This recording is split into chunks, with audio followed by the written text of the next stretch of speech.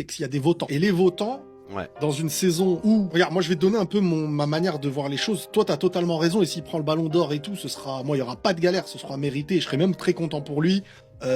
Donc là-dessus, on est d'accord. Hein. C'est Ligue des Champions et tout ça, avec tous les records. Je vais juste revenir sur un truc juste avant, parce que si on parle de meilleurs joueurs du monde, c'est Lamine Yamal, en termes à l'état brut, tel quel. Il y a au-delà, en fait, il y a plein de choses qui marquent les esprits dans les votants. C'est que Dembélé, c'est un joueur comme Rafinha, un petit peu qu'on suit depuis plusieurs années. Et en fait, ça marque, le monde entier ne sort pas ce nom. Tu vois, ce nom-là, il sort pas de la bouche des plus grands spécialistes, des joueurs en disant « Oh là là, Dembélé, oh là là, Rafinha ». Tu vois ce que je veux dire? Les votants... Rafinha, il est sorti très longtemps, frérot. Comment? Rafinha, il sortait très longtemps quand même. Hein. Rafinha, il commence ça a changé sur ces derniers mois, mais son nom sortait à fond. Son nom, il sortait à fond dans quel sens? Bah, où c'était lui le grand favori du Ballon d'Or. Ah oui, mais son nom, il sortait. Mais je veux dire, dans l'esprit tu vois, quand Erling Haaland, il poste, waouh, Lamine Yamal, c'est choquant, Rio Ferdinand qui parle. Tu vois, c'est pas des joueurs qui choquent le monde. Ils peuvent le choquer par des performances. Mais c'est pas des gens qui choquent le monde mais c'est incroyable ce qu'on voit là, on a presque jamais vu ça. Tu vois ce que je veux dire? Harry Kane, des fois, il te fait des performances de malade statistiquement,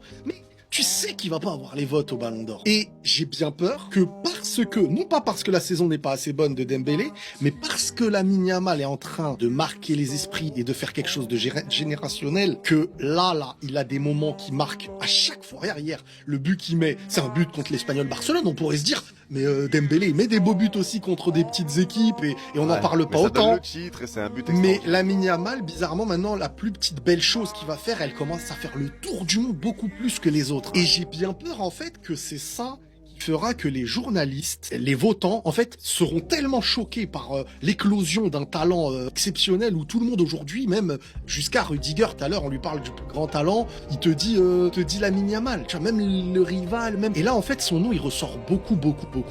Les arguments que t'as donnés, j'ai bien peur que les journalistes, quand on va leur donner voter pour qui est l'individualité de l'année, ils s'arrêtent pas sur tous les détails de Dembélé pour tout ça.